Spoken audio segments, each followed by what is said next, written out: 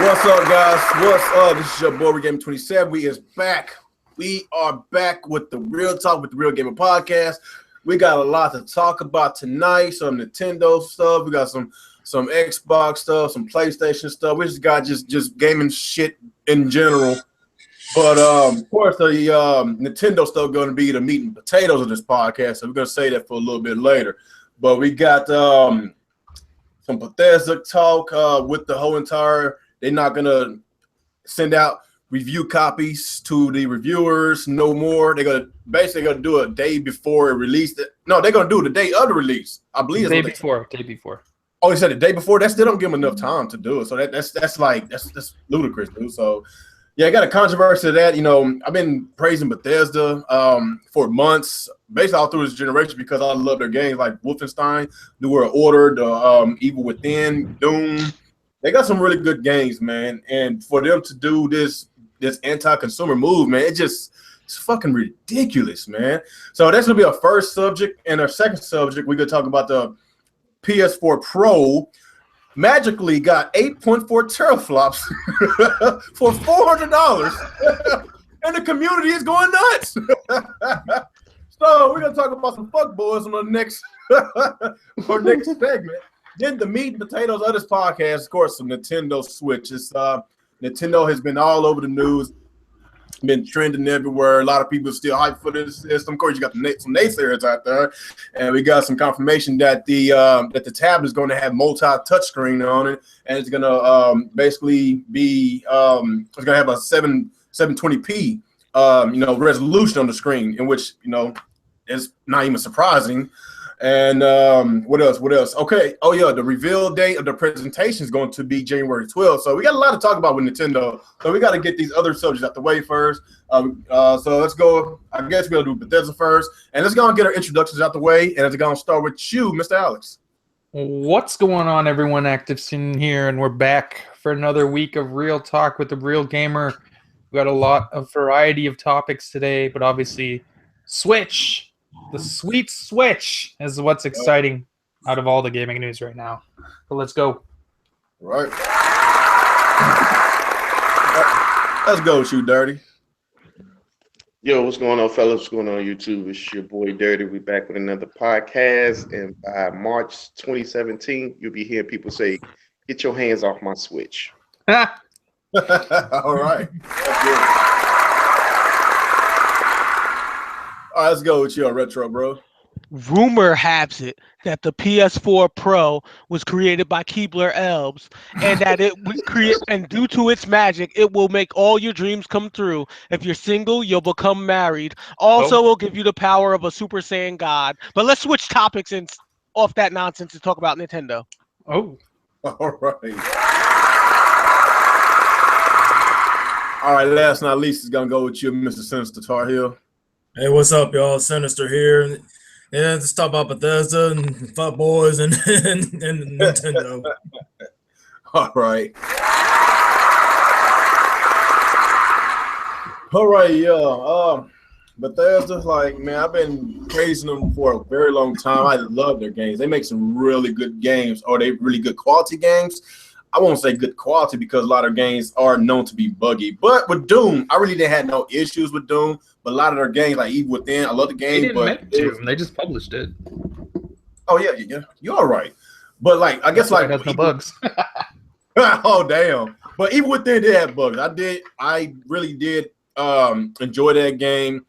And basically, they got some really good games this generation. I give them praise about that, But for them not to basically give the reviewers enough time to review these games for us to know whether this game's a day one buy or not, I think that's a really shady move, man. Like that's something Sony would do. Damn, but I don't even know what to say about that. That kind of caught me by surprise because I didn't know the Bethesda was like that. Honestly, if somebody would ask me about like. About these publishers. You got EA, you got Ubisoft, Activision, all these people, and they be like, guess which one of these publishers is not sending review copies to the reviewers no more? Everybody, 9 times out of 10, people probably say EA, because Yeah. EA is known for shady anti-consumer They have business a practices. history of doing this kind of nonsense. Yeah, they have a history of doing shit like that, but not Bethesda. Like, come on, like seriously, Bethesda, why did you do that? That was so shady. Like, even though I do enjoy y'all games this generation, like I'm really thinking twice about buying y'all games day one, even though if I want these games so badly. But by y'all doing shit like this got me second guessing myself whether I should trust y'all or not, because this is really shady. It's really fucking pathetic. But let's go get to you, Mr. Alex. What you think about this? Yeah, I'm not impressed. Like, this is simply anti-consumer nonsense. This doesn't benefit anyone other than Bethesda. How does keeping review copies out of reviewers' hands and away from your consumers a benefit to them? Like, how are we supposed to know if the game's going to come out broken?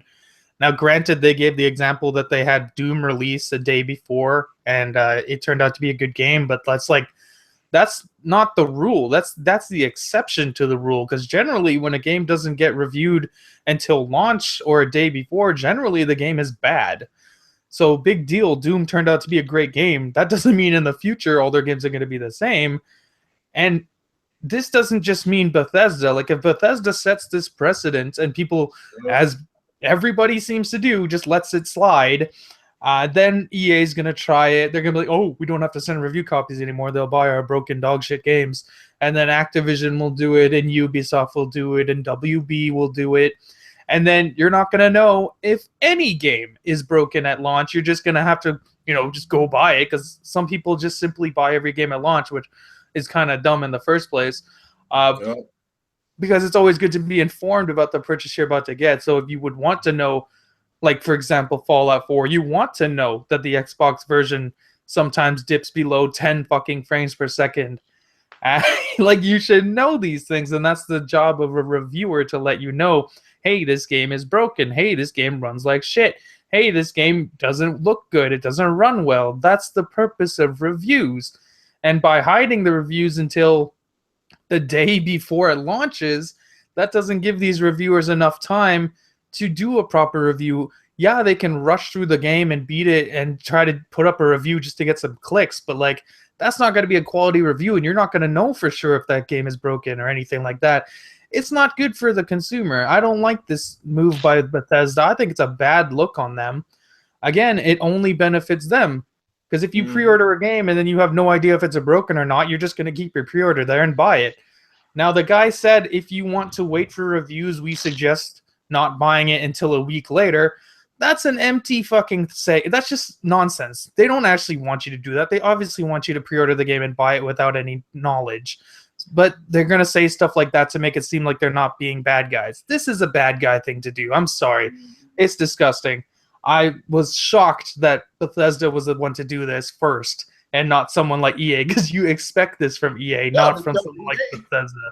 EA, it stands for enormous assholes. That's what it stands exactly. for. EA stands for enormous assholes. But yeah, like, if Bethesda gets away with this, which they will, because everyone lets everything slide this generation, especially with companies that they love like Bethesda, so they're going to get away with this. Because people don't have a backbone, they have no spine, and then EA's gonna do it, and then again, Activision and Ubisoft and all these other guys who do put out broken games. This is exactly why the gaming community as a whole should have the solid rule: whether you're on consoles, whether you're on PC, whether you're on mobile, if a game is complete trash, you should be able to get a refund policy. Yeah, it shouldn't just be something exclusive to PC for that. Like, this is something that all of us should be able to do. And that includes if you have a physical game too. Exactly. Yeah, if the game is bad, you should be able to show your dissatisfaction.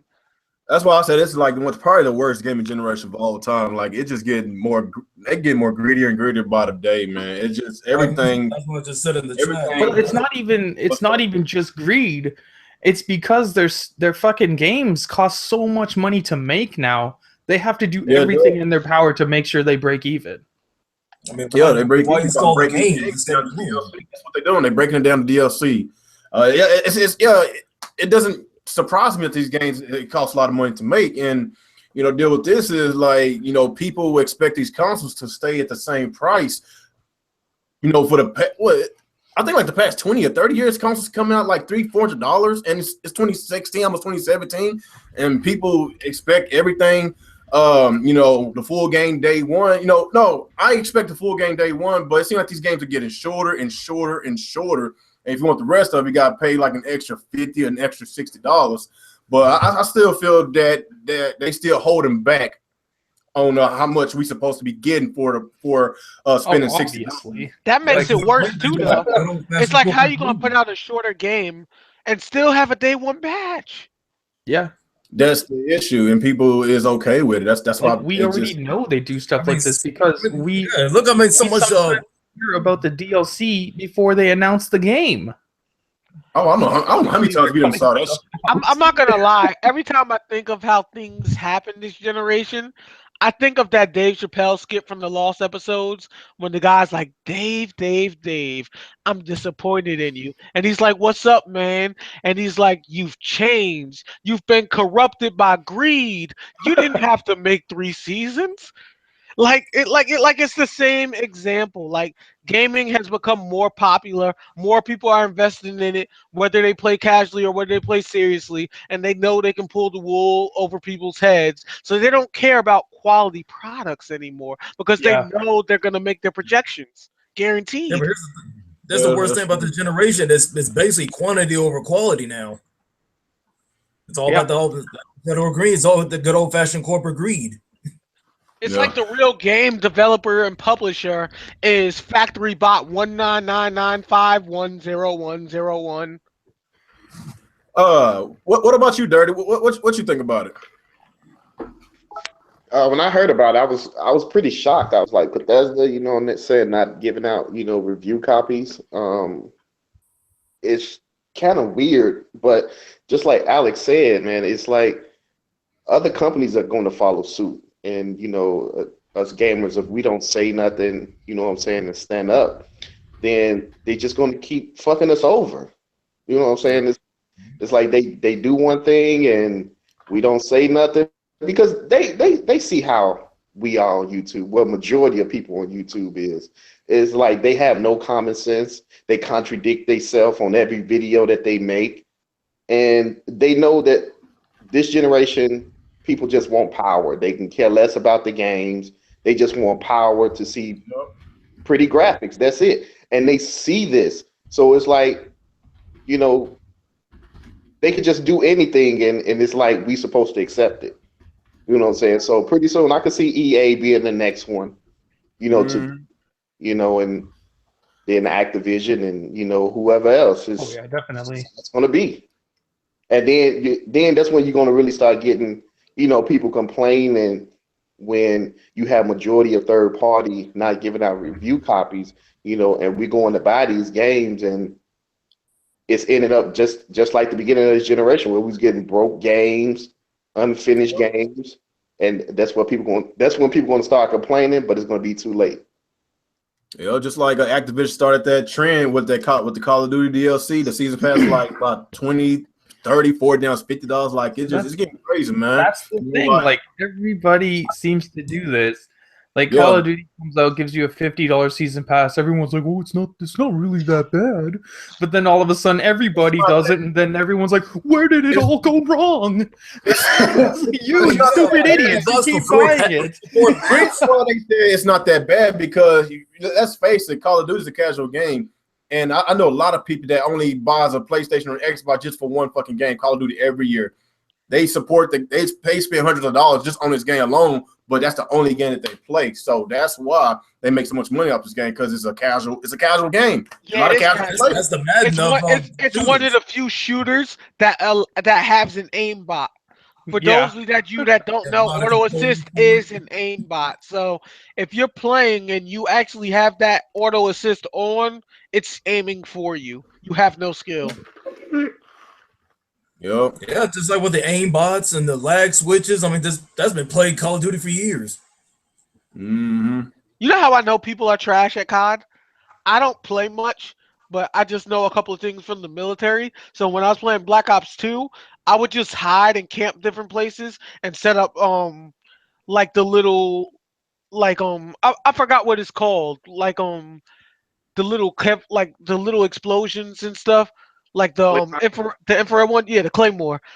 I'm a little buzzed right now. I've been drinking a bit, but yeah, I used to put out the Claymore all the time, and people would blow up by them, and they would never think, hey, if I'm going to his location, maybe I should scan the area before walking in a doorway.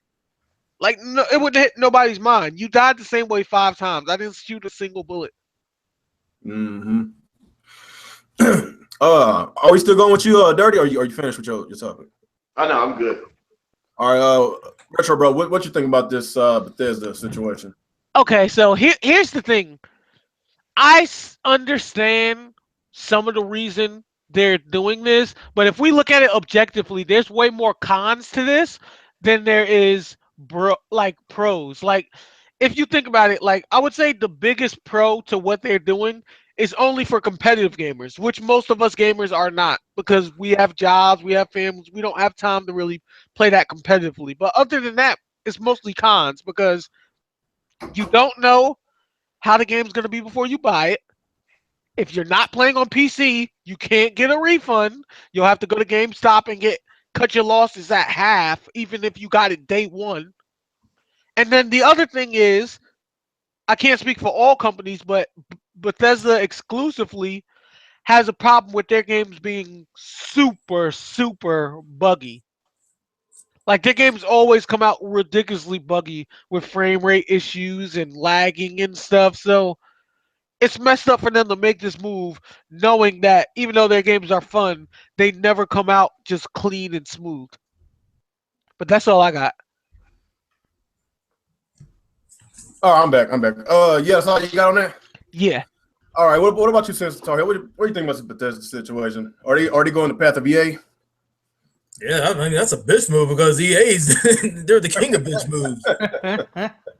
I mean, this is the way the way they got the NFL license, but of course, but enough about them. But man, that fucking pissed me off, dude. I was a huge ESPN 2K fan. Man, it fucking pissed me off.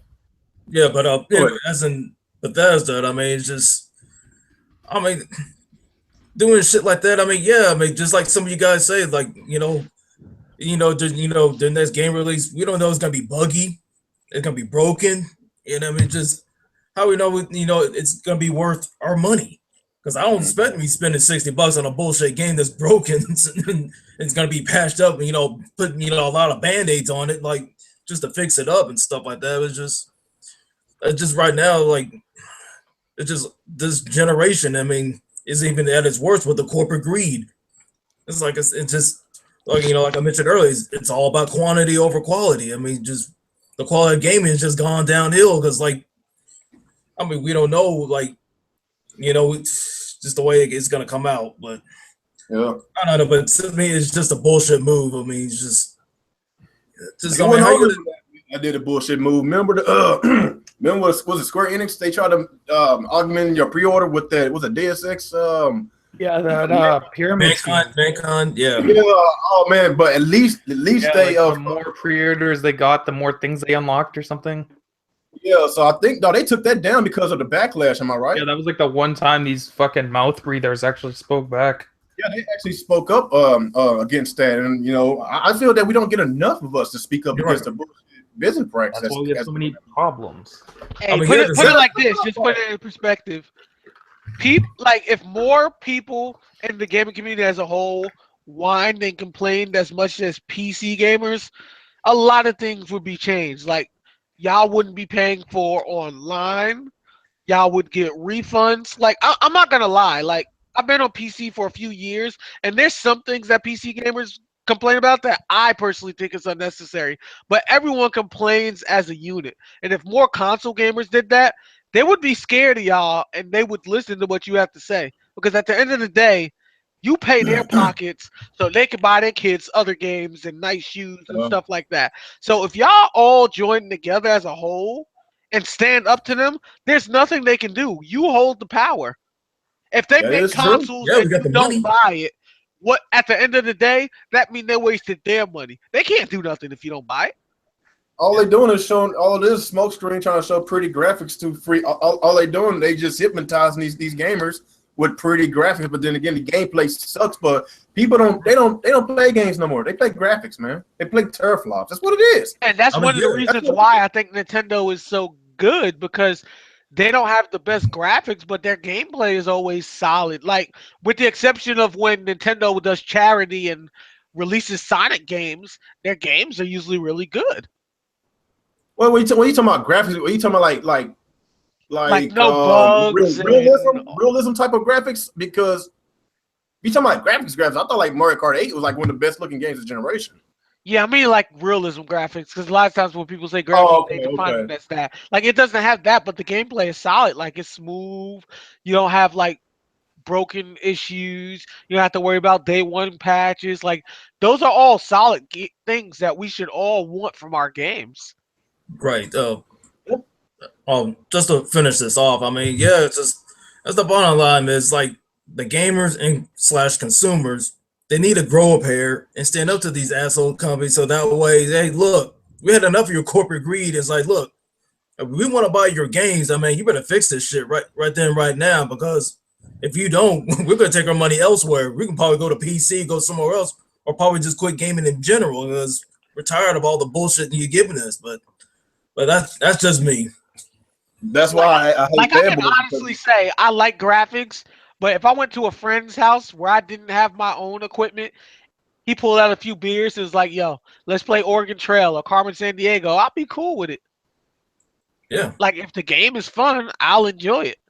I'm not going to discriminate because of the graphics. Same here. I mean, but I just love everybody loves pretty graphics, but then again, if the game is unplayable, then what's the point? You're just gonna look at it instead of playing it. Exactly. Exactly. You know what? No, we got some people in this community that look at games and graphics, but they don't play them. Yeah, we know, because they have emergency podcasts every day. Exactly.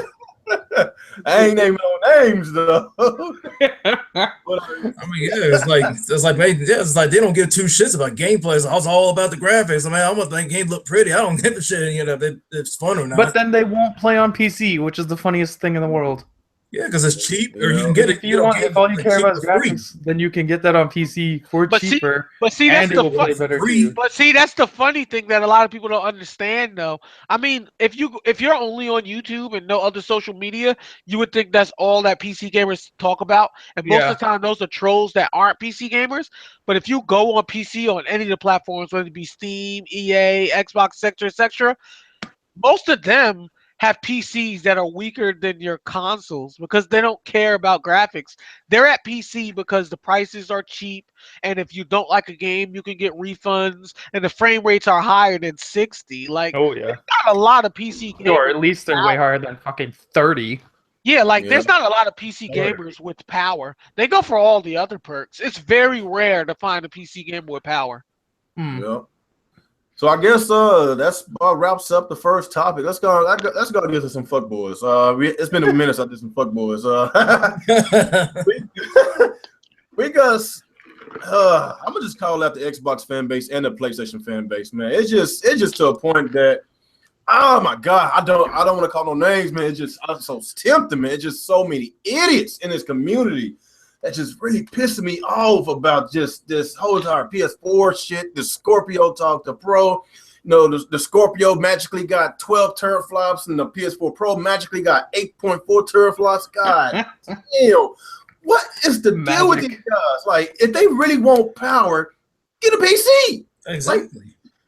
They in their little magical dreamland thinking that they're gonna get this much amount of power for a low price, like $400 for 8.4 teraflops. Like, it just doesn't make sense that people is rolling with. We got people like Pony Fox Media going crazy over some stupid ass. I wish that this was true news. This shit is just so ridiculous, man. There's an article with that Mark Cerny guy, whatever. It's Mark Cerny. Yeah, that guy that kind of looks like a child molester. He looks. Oh my god, he looks crazy. Okay, that was. He was that boring guy that was explaining. Oh my god, that dude is boring. Is that the guy? Okay, I got the article in front of my face. It's basically what it said. I'm gonna try to read just like it. It's possible to perform two 16-bit operations at the same time instead of one 32. bit operation. In other words, with 4 floats, the PS4 Pro has 4.2 teraflops of computational power. With half floats, it now has double that, which to say 8.4 teraflops of computational. No, did I say that right? Computer. Yeah, I can't read. Computational power, as I'm sure you understand. This has the potential radically increase the performance of the games. That's what he said. So, what the fuck are you talking about? Like, Nobody knows what that means. You split something in half and you get double the power. Like these people in this community thinking. I still don't understand. Like, how the hell can you even crypt that? I don't understand this shit unless you're a tech guy. Anybody here is a tech guy? I'm not a tech guy. Anybody understand this shit? You split something in half and you get more. I don't. Honestly, you don't have to be a tech guy to understand that. All you have to do is understand simple math. And clearly, if you take one and break it in half, you have 2 halves. So there's no way that it's more when you just made it into a fraction. Those are just people that's retarded. Yeah, that's just stupid. So if I split my laptop in half, would I get 2? It's like this. According to Sony, yeah. It's like this. They might be 16-bit laptops instead of 32-bit Look, it's like this. If you had 2 cookies, 4 friends, and you split those 2 cookies in half, so all 4 you would have cookies. That don't mean you have 4 cookies. There were still 2 cookies split in half. Man, the desperation that these Sony guys have right now just because of the Scorpio, it's hilarious. Yeah, this shit is hilarious, and they are clinging to anything to make them feel better about that Pro. In that case, if it has that much power, then why is Sony still talking about they believe in generations? Because if they got this much power, that can last them another 5 There or was 6 already a rumor that the PS5 is coming in 2018?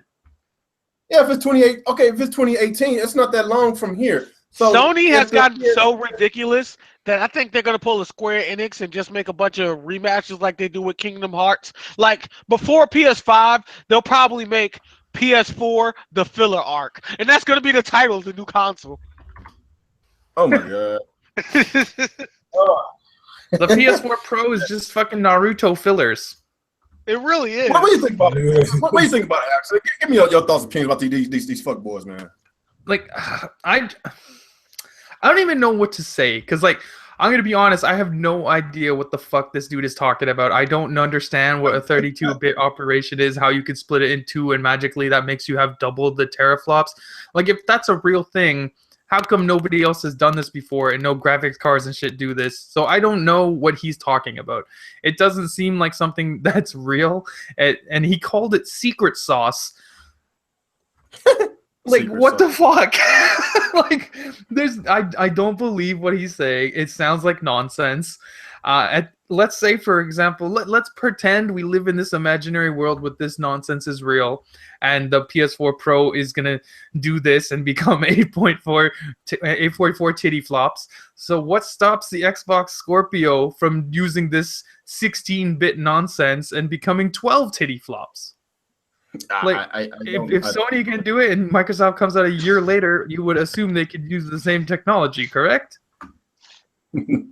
So either way, you're in the same boat. Your shitty console still a shitty console.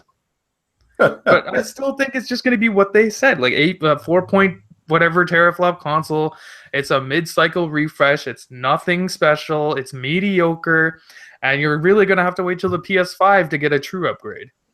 If this console really truly had 8.4 teraflops, then Sony, like I say, they are not in position to lose a lot of money. They will be losing a lot of money per console sold. Because like I say, they hurting for money. Why do you think they going up on a fucking PlayStation Plus? Like, they trying their best to break even though they still losing money. But why the hell their main I guess their I can't fucking think right now. Their a PlayStation brand, their main fucking goddamn, I can't fucking think. It's the only division that makes some money. Yeah, their division. The gaming divisions. Fanboys got me. I'm a little buzzed myself. Yeah, their main division, the PlayStation division, you know, it's basically outdoing everybody, the electronics, you know, the movie studios, the music, everything. Why the hell do they want to put their main brand at risk by losing a lot of money per console sold if this truly has fucking 8.4 teraflops for a $400 price tag? It just doesn't make sense. It's not going to happen. But if this magically happens, then Sony's in trouble. What y'all think about it? What you think about it, Retro? Here's my thing. Again, splitting something in half does not make it more. For anyone that's dumb enough to think that, let somebody cut you in half and see if there's two of you.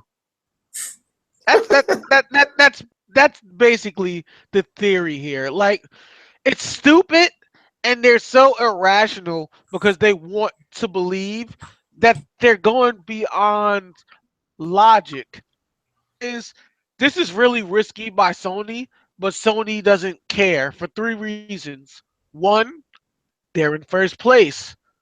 Two, they have a cult fan base that's gonna ignore it. And three, the most important thing is that a lot of times these days, bigger companies make big risks like this, and their retaliation to making big risks like this is if we made a mistake making this decision, though we the higher ups did it and not the smaller employees, we'll make the little guy at our company suffer by firing them to compensate for the money we lost. They would be losing a lot of money. So to higher headquarters, if they do this and they're wrong and they lose a lot of money, they're just going to cut the little guy workers that work for them. So that's why they're willing to take the risk, because they don't mind losing those people. I mean, Walmart is one of the biggest companies right now as far as stores and retail, and this is what they do too. They take huge risks all the time. They do unethical stuff like have China make all the stuff and then send it here and then lie and say that it was made here in America. And they also do this thing called reverse auction where they have a lot of different companies fight to sell Walmart products at the lowest price. So companies scab themselves out just to be a Walmart store because that's how much Walmart makes money and gets their brand out there, which is completely unethical to the point that the government should shut down Walmart to never be able to work again. But they know if they get in trouble, they're not going to be shut down. They're going to have to pay millions of dollars. They'll comply, and they'll just get rid of a lot of small workers, and there'll probably be a bunch of minorities who have families and kids out of a job instead. That's really what goes down.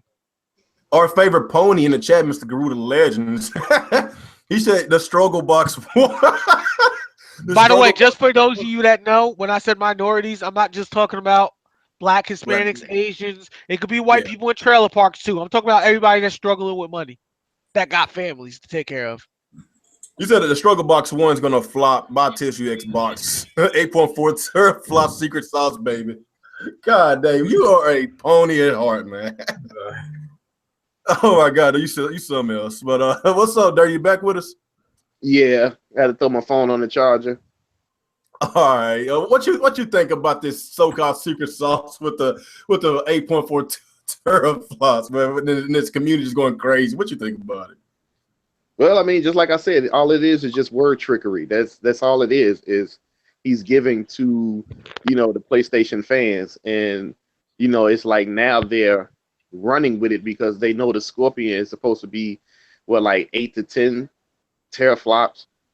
So I mean, just because he said that we have a 32-bit, and if you break it down, if you cut it in half to 16-bit, that 16-bit can run a 4.2 teraflop. And he just said in that case we have 8.4 because we have a 32-bit processor, which it probably can, but they don't have 8.4 in there. They have a 4.2. That's all it is. All he did was use word trickery. Yeah. That's all he did. There's no 8.2 in the PlayStation. If you just go back and have just common sense, calm yourself down, and just read what the man just said, it's just word trickery to get y'all hyped up, to get y'all mind off the Scorpion, and so they could sell another 40 plus million of the Pro. That's all it is. It's just word trickery. People just common sense just tell you, just read what the man just said. He just said we have 4.2 teraflops on a 32-bit, but if you cut it in half, a 16-bit can go 4.2 teraflops. In that case, we have 2, which makes 32. So there's still 4.2 teraflops. He's just fucking with your mind. That's all it is. Yeah, he really did motherfuck everybody. And you know what? This is the second time I heard somebody read it. The first time I think I heard Rich Review Tech was reading it, and I was like, okay, I'm like, those sound like some trickery words that he, you know, what he was reading. And then when you read it before the podcast, it clicked. I'm like, that's all he did. All he did was get you hyped to say if a 16, you know, a 16-bit can actually, you know, do whatever with 4.2 teraflops, then guess what? We have a 32-bit, but still we have 4.2 in there. So it doesn't matter. You still gonna have a 4.2 when the Pro comes out in like 2 weeks, and then everybody is that's on this hype train talking about a 8 point whatever.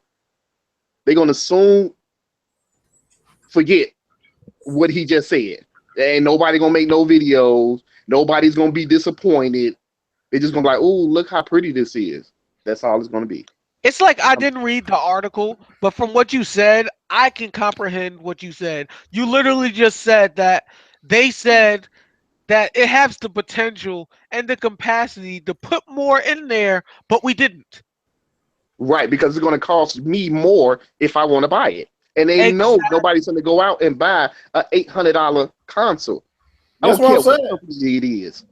Sony is not in a position to be losing a lot of money per console sold. They're not. Now, if they came out with news like a week or two later, like, you remember when we said we can put more space in there, but we didn't? Surprise, you can upgrade it yourself. Then I'll be like, oh, that's fire, but they didn't. That would be awesome if they could allow you to upgrade these consoles as opposed to having to buy a brand new one.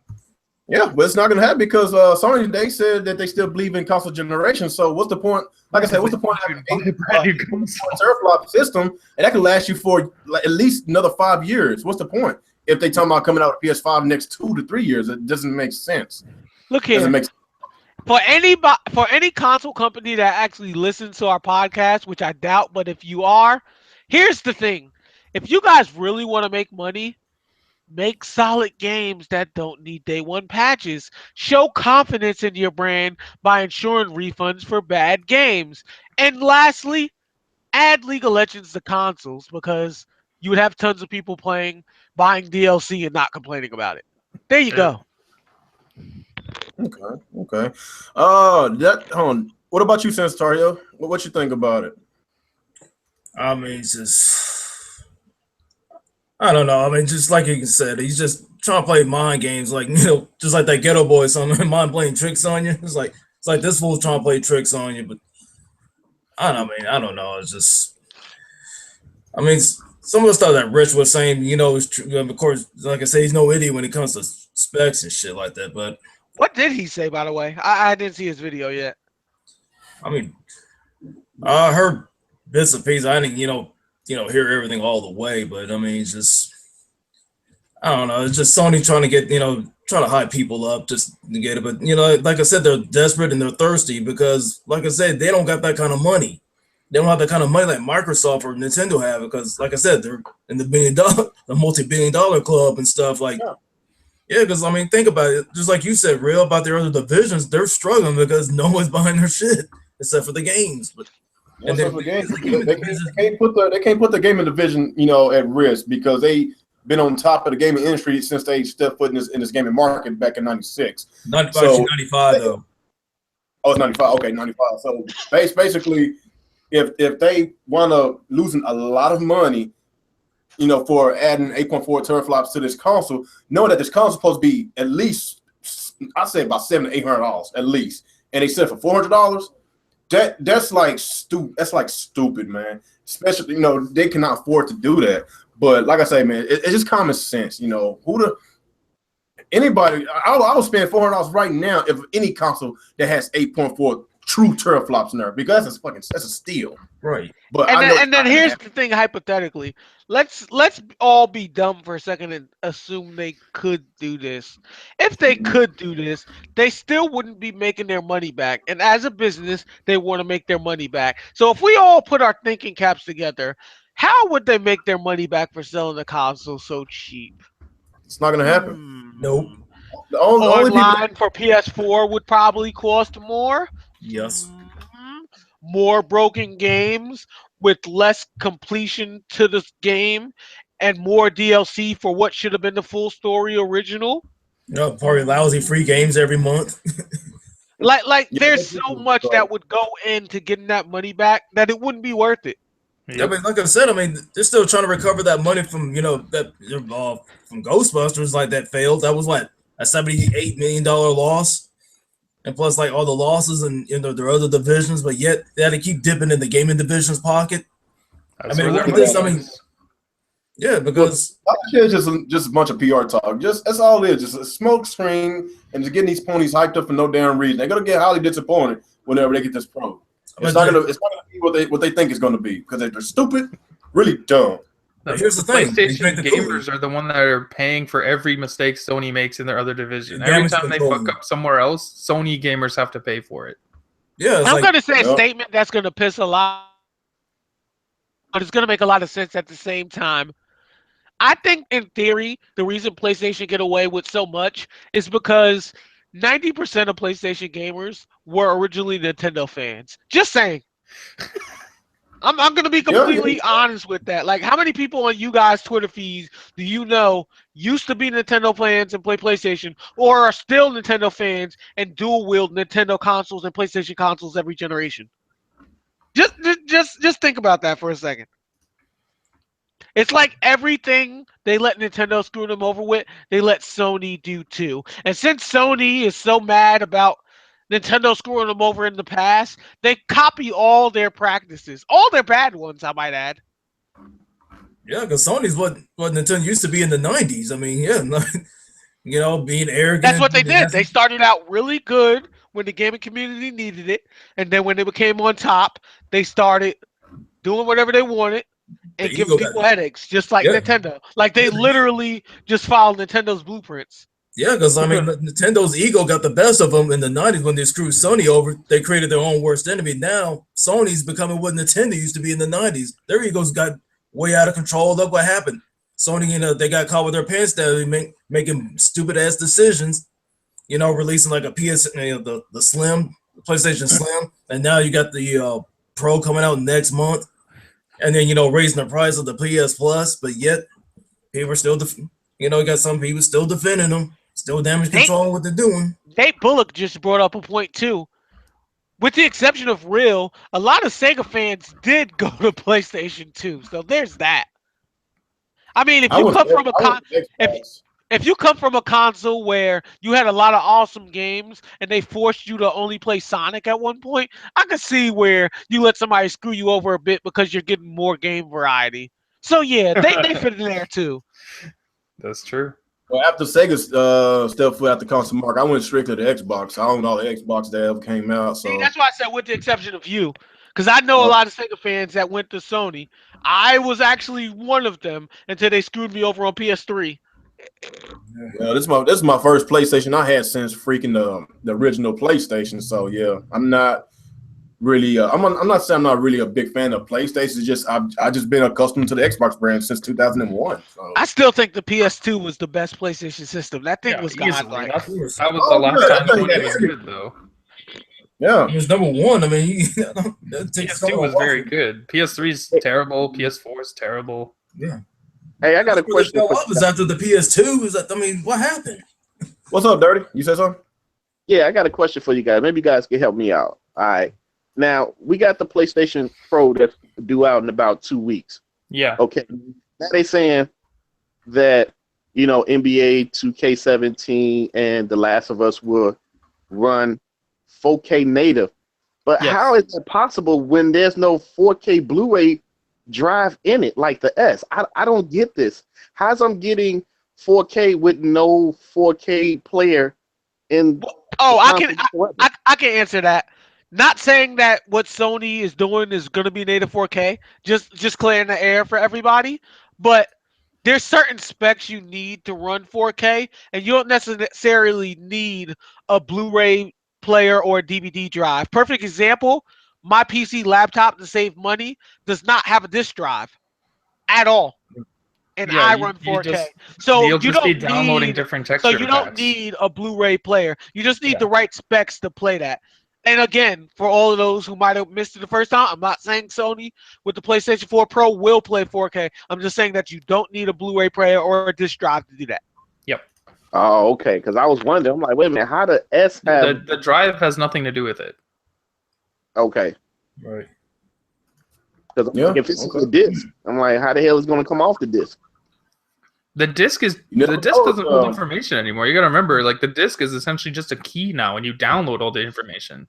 Remember The way things work is, even if it's a console, it's still a mini computer. So everything is done by algorithms and code. And as long as the computer can read that code, it executes it. Yeah. Okay. That's what's up. I guess is that everybody on this topic? Yep. Yeah, we done with the titty All right, fox? yeah, I'm done with the titty flops and the fuck boy and the fuckery and all. Fuck all those motherfuckers. Let's kind of get to some Nintendo Switch talk. We got a lot of Nintendo Switch because there's been a lot of news. Nintendo. Actually, I've been doing nothing but Nintendo videos these past couple of weeks because I actually got Nintendo content to put on my channel. It's like I wouldn't go freaking do no damn rumors for like no damn year. I'm sorry. I probably could have had a lot more subscribers like these other channels that hypes up the NX, but I can't do it. But since they finally revealed the thing, so I'm actually a lot more happier than what I was, whenever they abandoned Wii U. But yeah, let's talk some Nintendo Switch. There's a lot to talk about. Tatsumi Kimishima, I hope I got his name right. He came out and he basically said that they're going to have a presentation January 12th. That is on a Thursday. January 2017. I'm taking off of work. And yes, man, I can't wait. I cannot wait. Hopefully they will shut these naysayers up, and hopefully they will have a whole bunch of software to show us, third-party support, first-party games. We already know Zelda's gonna come out day one, and I'm pretty much confident that Mario's gonna be a day one as well too. Mm-hmm. So right there, those two games right there are gonna freaking. It's going to cause a really huge demand for Nintendo Switches, even though they only shipping 2 million globally throughout the first so stupid month. Yeah, I don't understand that. So they're trying to make this a Wii situation again. I really hope they are creating demand. I really hope that I hope that all this shit they've been saying is smoke screen. We won't know all the details until this event. That's They're basically doing the same thing they did with the Wii. They're doing the same thing they did with the fucking Amiibos. Yeah. They're making you want to run out and buy it by telling you ahead of time there's not that many. Yeah. So like I say, it's a lot that we still need to know, but it's been some reports that have been confirmed that the tablet on the Nintendo Switch is going to be 6.2 screen. It's going to output 720p resolution. Mm-hmm. No surprise there, because if you have a 1080p resolution on a 6-inch tablet, then your battery life is gonna suck badly. I'm just being honest. But a lot of people is taking this as negative news, talking about, okay, if you only having 720p screen on the tablet, then you're only gonna have 720p whenever you put it on a dock and play on your television.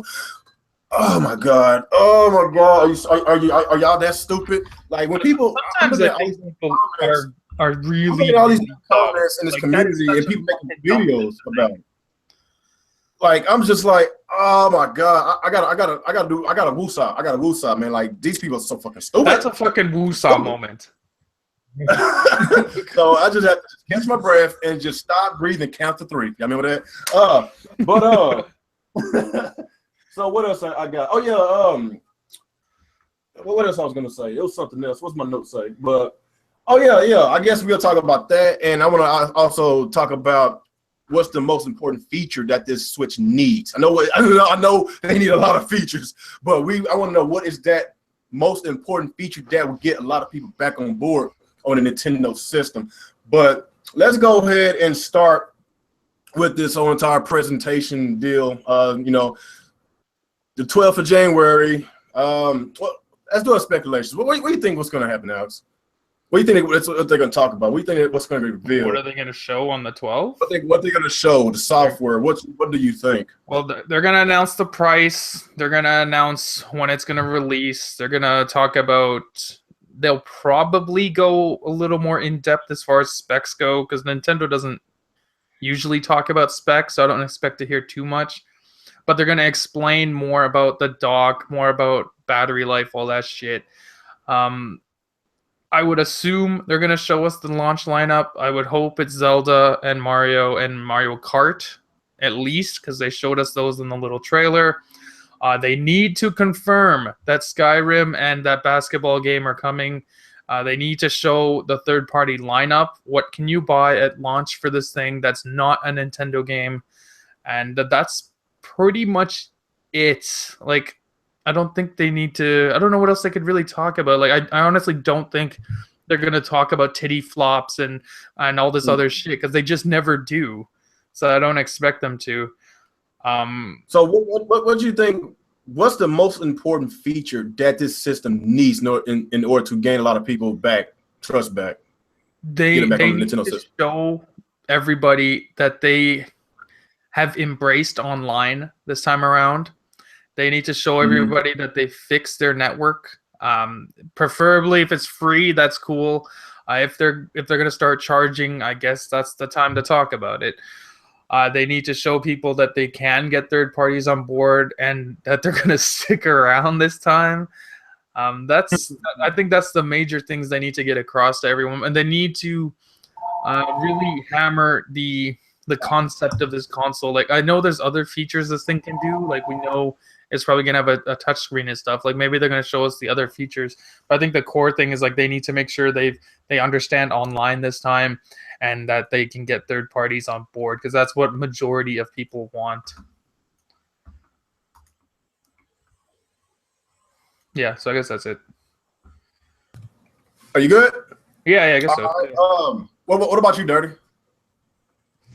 Basically, for Nintendo to have this, to make this thing a hit, man, they definitely need third-party support throughout the life cycle, not just half.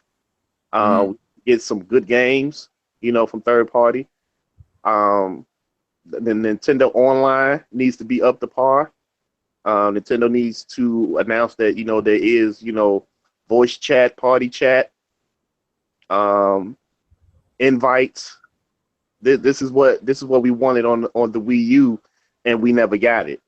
If they want to throw some type of achievements, awards, or something in there, that's cool. But that online, it has to be up to par, and we definitely need third party to be there, and not just giving us games that they skip features out on.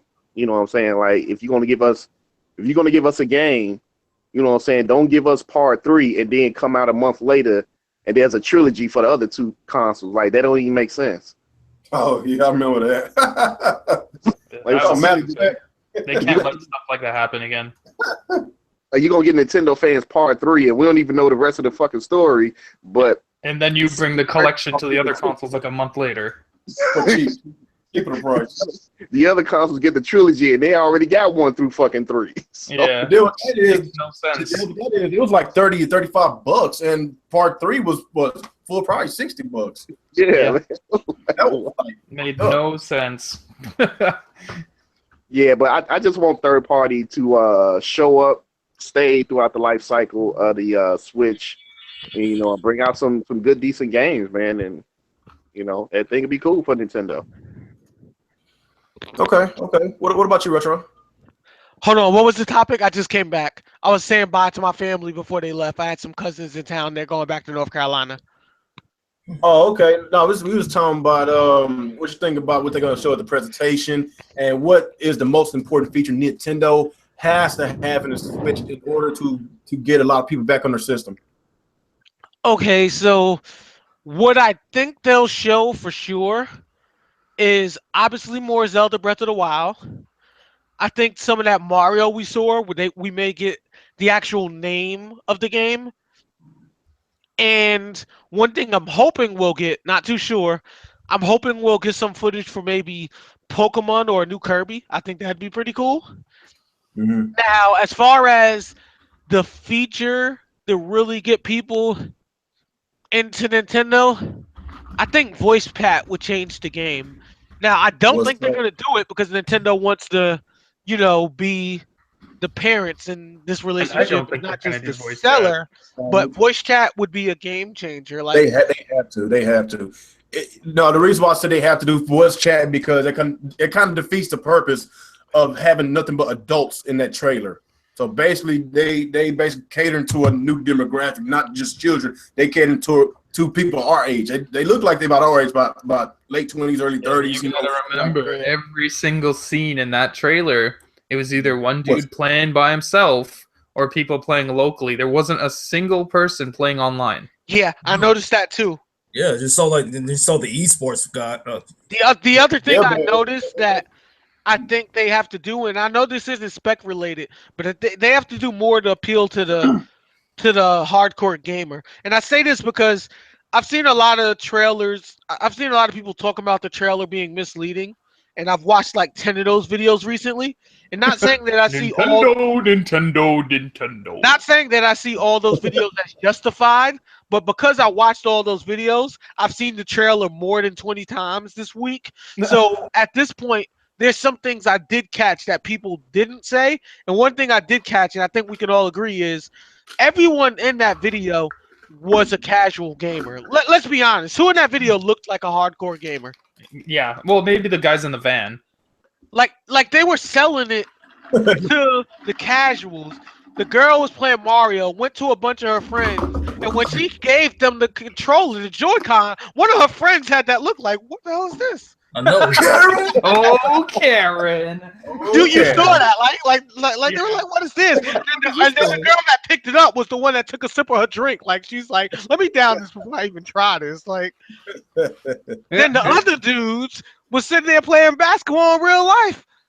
And the one dude that jumped on 2K was the dude that lost. Like, motherfucker, you think you can beat me in real life? Let's play a game. Like, his boy didn't even hop on with him. He hopped on by himself. He's like, look here, I'm about to play the computer on easy so I can win this time. I was like, yeah, I can, even though the camera was kind of corny, you could be on the blacktop, but it just felt to me like it appealed more to the casual gamer. Like, not saying that every stereotype about gamers are true, but I think we can agree that gamers are mostly introverts. And I'm not saying introverts like be in the basement or whatnot, but I'm saying introverts in the sense that you don't like to be around a lot of people. Like, you have a small circle of people you're really cool that you'll chill with, but you're not trying to go out all the time. And if they were introverts that hung out in a real Nintendo video, they probably would have been at Starbucks drinking cappuccinos on the Wi-Fi playing. Yeah, like I don't know how to say this. Like, they were all sounding like a complete douchebag. They but were all in outdoorsy areas that you wouldn't see a lot of gamers. Like, I watch a lot of people when they go to E3 and stuff and do their vlogs, and a lot of the people in the background, like, especially Nintendo gamers, like, this isn't for everybody, but Nintendo gamers always be there sitting on their 3DS and never talking and not talking to anybody. Yeah, all the time, because I hear people make fun of them about that. So it's like they don't talk to each other. Like, I remember being in line for Mario Kart 8 on launch day, and there was like 30 people in line, and everyone was just on their 3DS looking down, not talking. That's exactly the way it is. Like, they're introverts. Well, that's why Nintendo is trying to move away from that I'm gonna say casual crowd. They trying to be more open minded. They trying to get a lot of hardcore gamers back. They said they were open minded, but their actions in that commercial didn't prove otherwise.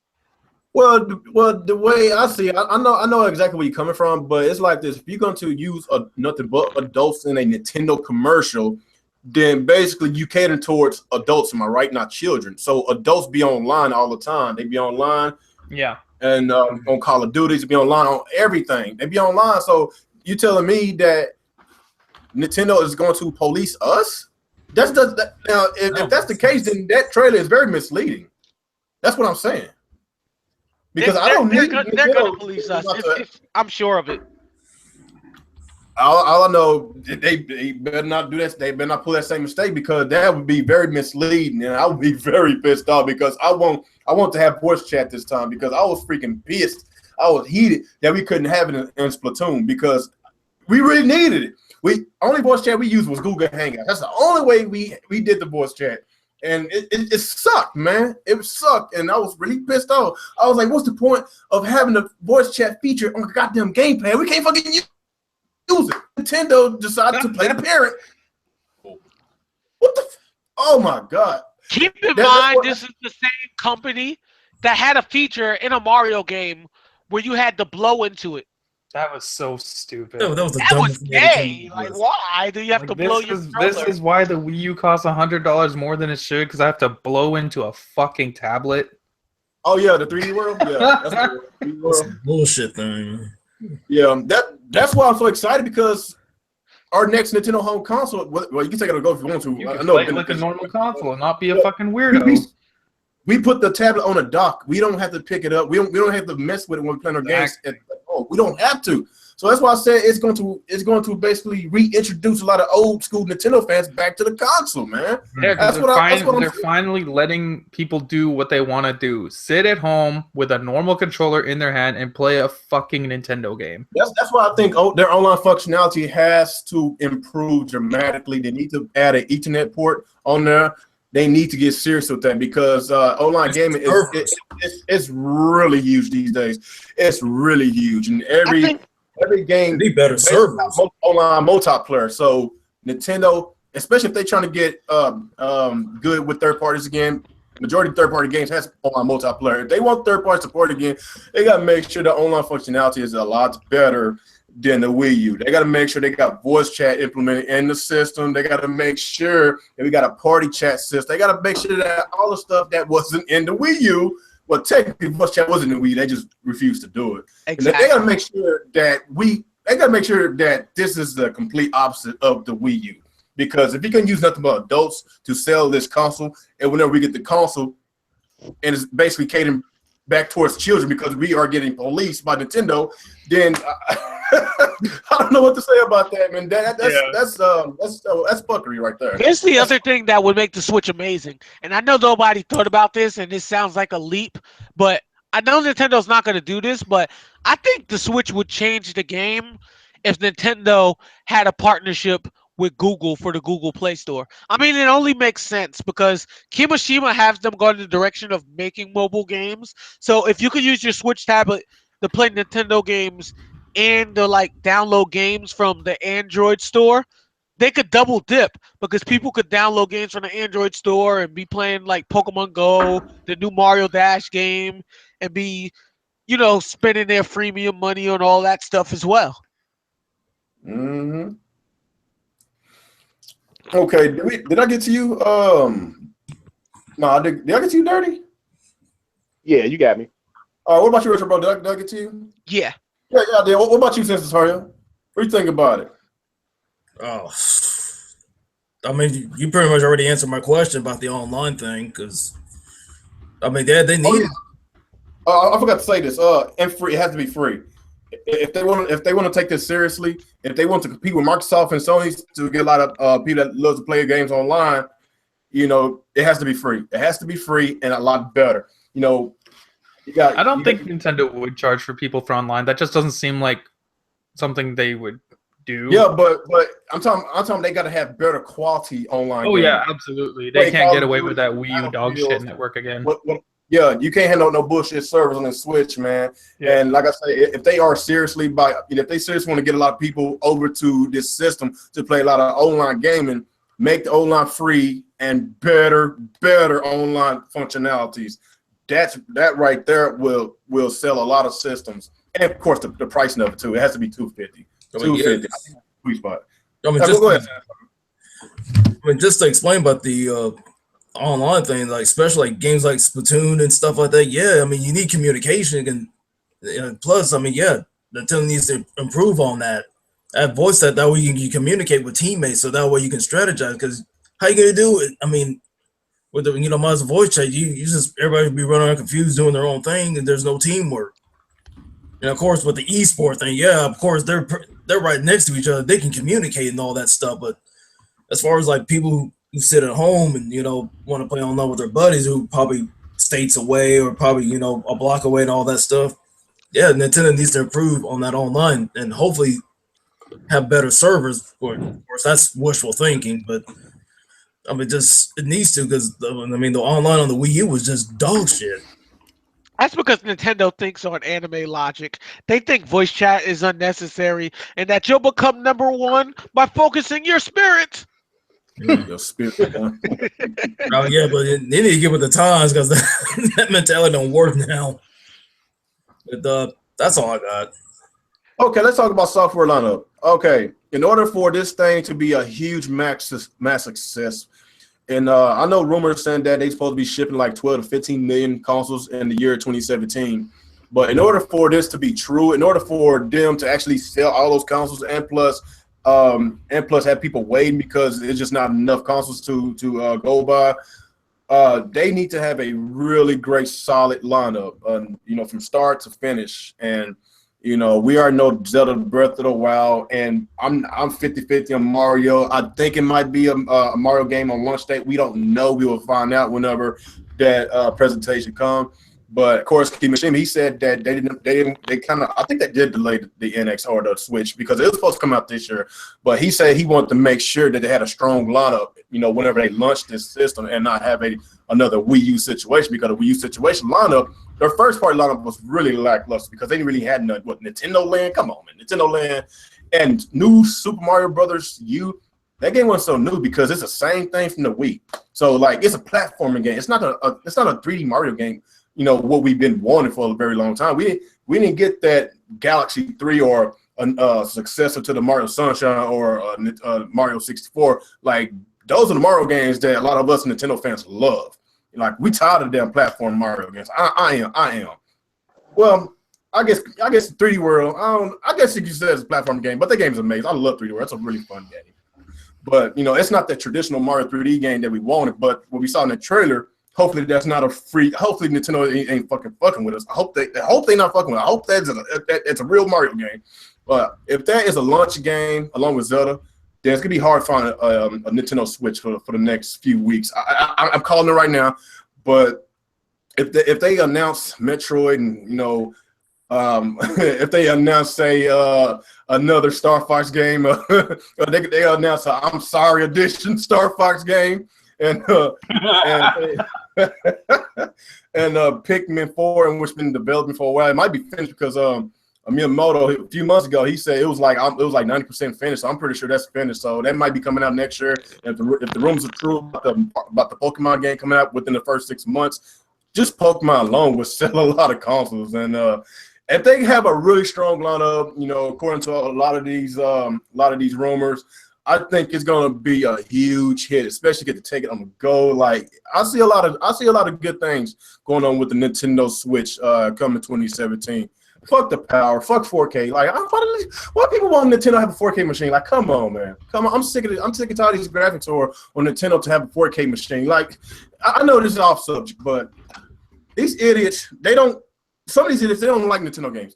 They don't like Nintendo games, but they want them to have 4K games. They want them to have the best graphics, but they don't play their third-party games on Nintendo. They don't play their third-party games on Nintendo, but they want them to have 4K. I don't understand. They don't play Nintendo games, and they play their third-party games on their platform of choice, but they want Nintendo to have a 4K machine. Like it's like they want Nintendo to fail. I'm just being honest because we got idiots out here want Nintendo to be the most powerful machine, but they don't like Nintendo games, and they are an Xbox fanboy and a PlayStation fanboy. So pretty much confirmed that all the AAA titles they're gonna play it are either on the Xbox or the PlayStation. So why the fuck do you want Nintendo to have a 4K machine if you're not interested in their first party games? It's just so real. stupid. You just brought up a point that I just thought about when you were talking about this randomly. As Yeah. cartoony as a lot of Nintendo games are, it could have been a perfect opportunity for them to buy out Blizzard in this situation to have Overwatch as exclusive. Like, that game fits the console perfectly. Yeah. Just think Yeah. about how cartoony Overwatch, like, it fits perfectly. And they don't have it. That was the perfect game for them to get. Mm-hmm. There's a lot of games they should have got that they didn't get. All right, Overwatch Alex. is just one of them. That fits perfectly. What about you, Alex? What Nintendo needs to do in order for this thing to be a massive success for as software goes in 2017? As far as software, Like, software what says hardware. should they bring out? Well, depends on what you think they need to do in order for people to be like, I've got to get this system. I've got to get They it. need to double down on exclusives. Like, these idiots that go around saying they need all these multiplats and to be powerful, they're not buying the console. They're not buying the games anyways. They don't matter. This Nintendo needs to double down on getting their games out, their exclusive first-party titles at a faster rate, because that was always the biggest issue with the Wii U. And they need to secure third-party exclusive titles, because if you can get the same game on Xbox, PlayStation, PC, and Nintendo, what incentive do you have to go buy a Nintendo to buy the same fucking game that you can already play on your Xbox, PS4, or PC? That's not a reason to go buy the Nintendo Switch. A reason to buy the Nintendo Switch is, oh, hey, they have like 10 third-party exclusive games that I can't get on any of my other consoles. Oh, I guess I better go buy a Switch now because I can also get the Nintendo games. That's what they need to be focusing on. And of course, you need some multiplats in there as well, like stuff like Skyrim, the big stuff, Grand Theft Auto, things like that. But like, the exclusive titles is where they're gonna make the big difference here. As also, obviously, you can take the games on the go, but I don't think that's gonna be a huge reason for someone to buy the same game twice. But yeah, third-party exclusive titles, more first-party titles at a faster rate. I think that's what they need to be focusing on here. Because again, these people that are crying up and down that Nintendo needs to have the strongest console and have all the third-party multiplats, these kind of people, they already have Xbox and PlayStation, and they're going to buy the multiplats on either Xbox or PlayStation. They're kidding themselves if they're trying to say they're going to buy it elsewhere. You know exactly what I'm talking about. Yeah, like, that's ridiculous. Like, it makes no sense to have all these platforms to play third-party multiplats, but then you want Nintendo to do it just so you don't buy it there and buy it on your Xbox anyway. So it makes no sense. I don't understand. Why do you think Nintendo's taking a different approach? Why do you think Nintendo is basically letting Microsoft and Sony dogfight that little issue? And like, they don't want to be a part of it. They trying to be different. Yes, it's true. Like, if they had the games, then the next complaint would be, well, they have the games, but the graphics are still awesome. Exactly. It's always something. Like, you can't please these people. As long as they please their fan base and that want Nintendo titles, then they're gonna be okay. And there's another thing that we didn't mention, like, people that's been gaming on PlayStation and Xbox for years, it's kind of hard to lead their trophies and achievements and go play You're not on a Nintendo system, which don't even offer trophies or achievements. I wish they or they'll do. have their own version of it. Yes, it would help. If they got their own version of trophies and achievements, that would help. I don't mind doing that. I don't mind doing it, but yeah, but at the end of the day, like, if you've had an Xbox One for 3 years, you've been building up your achievement score, you've had your PlayStation building up your trophy score, and all of a sudden Nintendo has their own, let's call them coins, like the Nintendo coin system, you're not just going to stop getting your trophies and just go start making coins instead. That makes no sense. Yep. You're going to keep going where you've already built up your trophy list. And then here's the other thing, too, and I'll be honest. I'm usually conservative on a lot of topics, but I'll be completely honest. Nothing is more enjoyable to me than talking trash as I slowly crush my opponent. So voice chat is very important. Yep, it is. Dirty, what you think? What Nintendo needs to do as far as software lineup in order for the Switch to be impossible to find because everybody's buying them? Well, first of all, they need to go in the vault and bring out some of those old titles that they have that most of us been dying to play, like F-Zero. You know what I'm saying? Rave Race, 1080 Snowboard. Bring that game back. You know what I'm saying? Bring some sports games back. You know what I'm saying? and also go to third party and strike up a deal with them on, some of the games, we used to play from the PS2 and GameCube era, you know what I'm saying, and make those titles exclusive. You know what I'm saying? When people start seeing those type of games that they're not getting on the 8 teraflop console, then they're gonna be like, man, this Switch don't look too bad, because I remember playing, some of these games, a couple of generations ago. You know what I'm saying? Go get some NBA Jam. You know what I'm saying? Like, strike a deal and get NBA. What was that? NBA Streets Volume 4. Do some stuff like that, man. Like, get Beautiful Joe. You know what I'm saying? Get a good Resident Evil game. Have Capcom to make a good Resident Evil game and not remake 4 again. You know what I'm saying? Like, go to these developers, man, and get these games. You know what I'm saying? Like, go to Sega and get exclusive a fighting game just for the Switch, Virtua Fighter. I think that'd be tight. Yeah, like, Return a Battle Arena Tashinden. Hell, if they can do that. Eternal Champions, remember that? Yes. Yep. Yeah, that was a good game. Yeah, too bad no continues if he lost. Yeah, you get Bloody Roar. You know what I'm saying? Like, all these, these games that's out here. Go, whoever got Turok, go get another Turok game. You know what I'm saying? Like Turok 2. That was the best Turok game. 1 and 2. But 2 just overrided 1. Like, if they can just go do that, you know what I'm saying?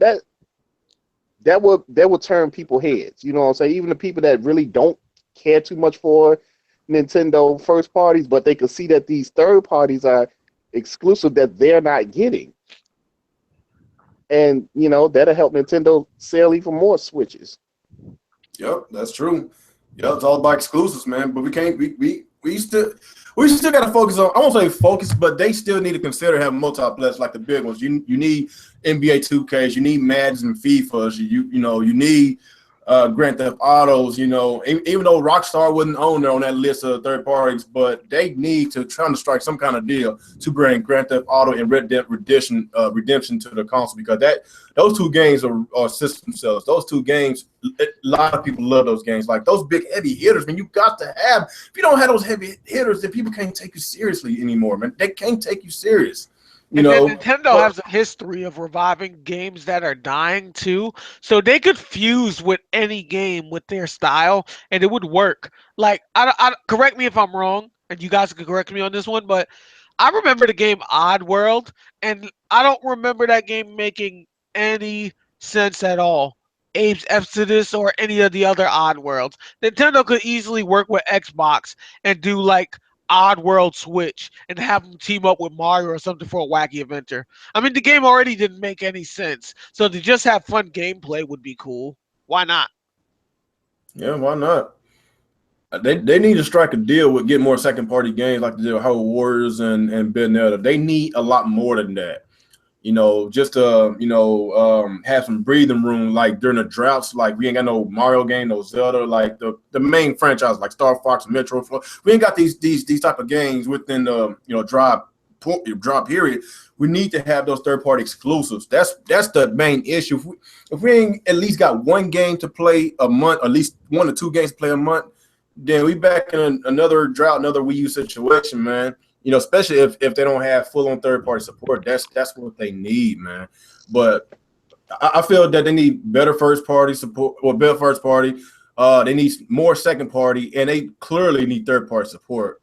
But I still think mostly they need to focus a lot more on their first-party games, because it was very lackluster this Wii U generation. We know Nintendo has a lot of first-party games, and they didn't even utilize not even half of them. That was really disappointing me.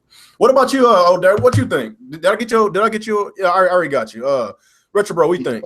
One more thing. It's a rumor that I heard, and I'm hoping that this is true. That and I love this game on the 360 that Platinum Games made, and it was Vanquish.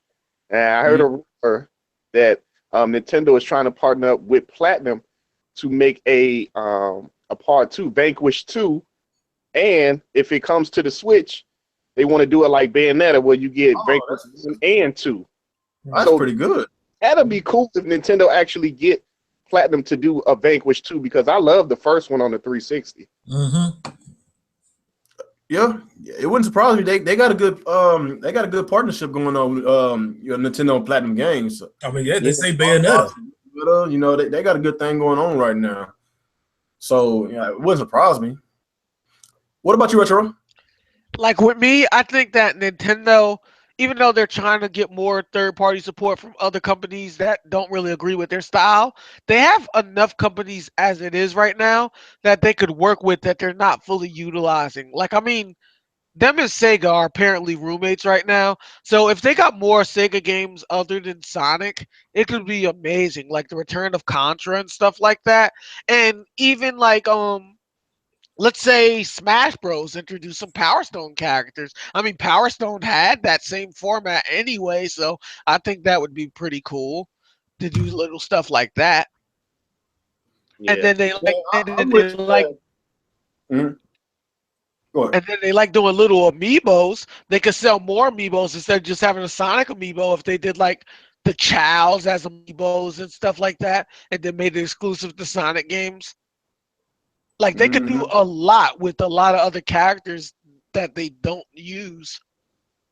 And I feel like with the 3DS, there's a lot more of these characters they use for other like platforms that they should put on their consoles. Like I don't know if you guys know, but Gunstar Hero still makes games, but they're all on the 3DS. And they're good ones too. Yeah.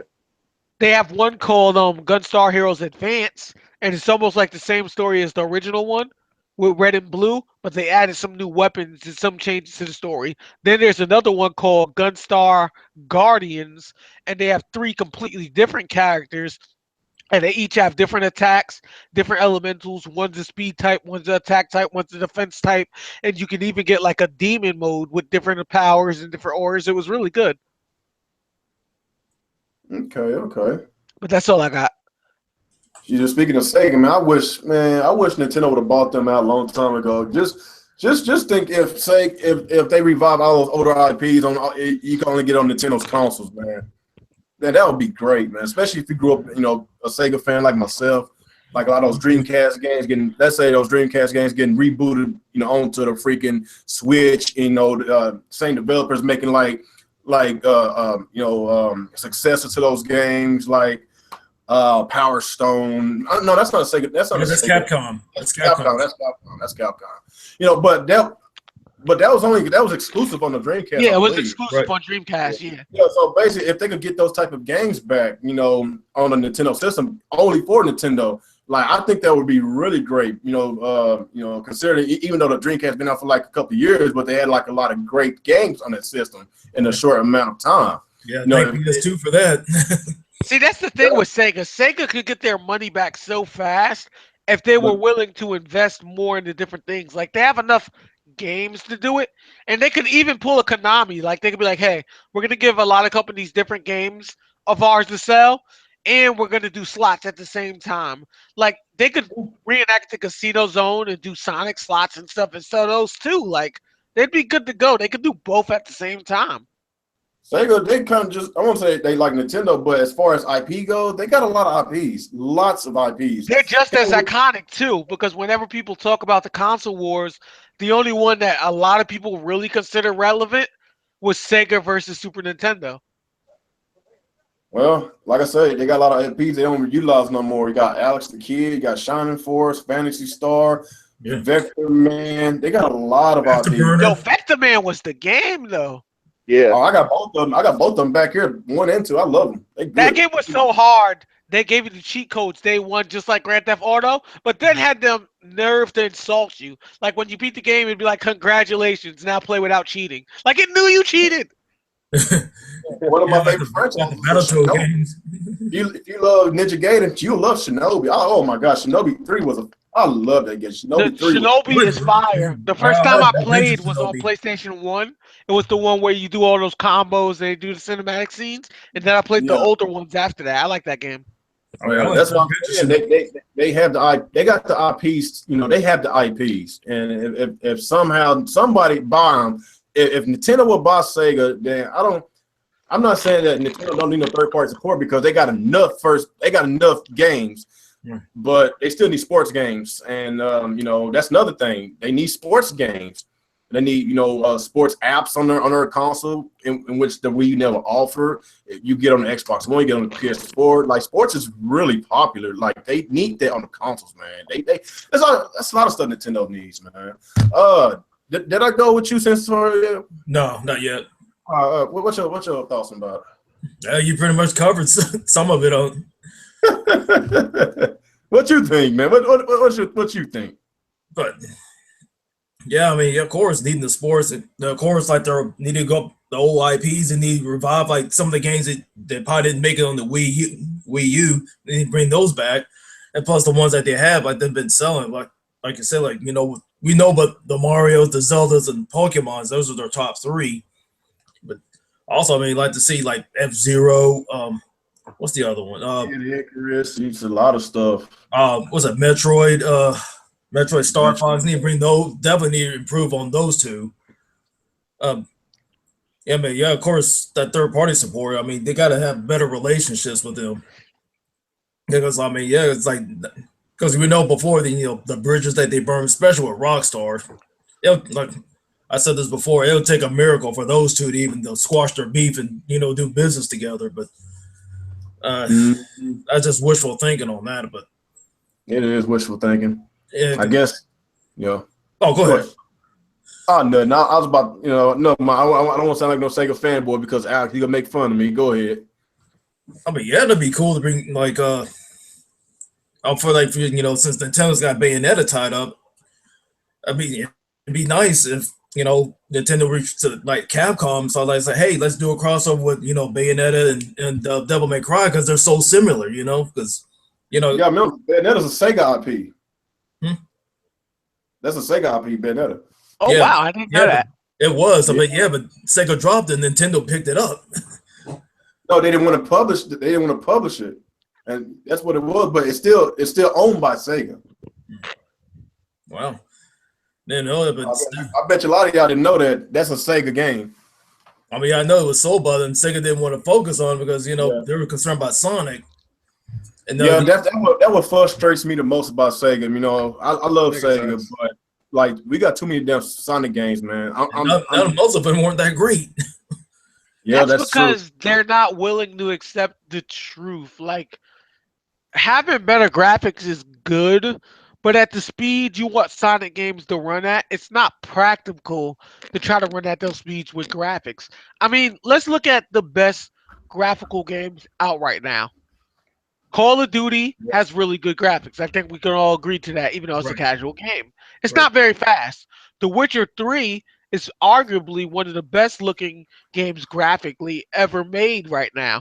But the combat is way too slow. Like something has to give. Normally when you make really good graphics, it affects gameplay speed.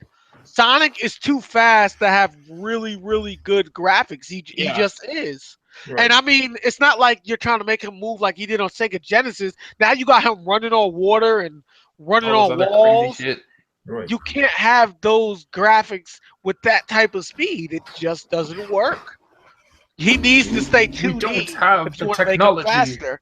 Yeah, you need to keep him 2D if you want him to be faster. And the fact is, nobody will be mad at that like Sega thinks because Freedom Planet is 2D and everyone loves it. Right. Freedom Planet said, we'll make people fast, we'll give them martial arts so they have more than a jump attack and spin dash, and we'll give a story mode because Sonic didn't have one back in the day. Yeah, but here's another thing, bring Crazy Taxi, do a third one, because how fun that was on the Dreamcast and stuff like that. Yeah, like go to the Sega IPs, like help bring some of those back to life, like you need to make a troll game called Calm Taxi where you just piss people off by going slow and making them late to their appointments, and they'll just be cursing you out while you're driving at the speed limit. I mean, since you mentioned Shinobi, like I said, my favorite one is Revenge of Shinobi. Like, you sit there and fight that evil Spider-Man. And I love that. That was a good one, but I think Shinobi 3 is the best. I love Shinobi 3. Oh yeah, riding with the horse and the surfboard and stuff like that. That was good. I loved it. But they kind of fucked it up on the Sega Saturn. I did not like that Yeah. one. I don't know if you played that one, but the movement was slow. It was, oh my God. Yeah, but the Sega Genesis version was, it's a classic. All right, let me ask you this: have you played the? Of course, you probably played the Shinobi that's on the PlayStation. Have you played the Nightshade, the other spinoff? I hadn't played the PlayStation version yet. I hadn't.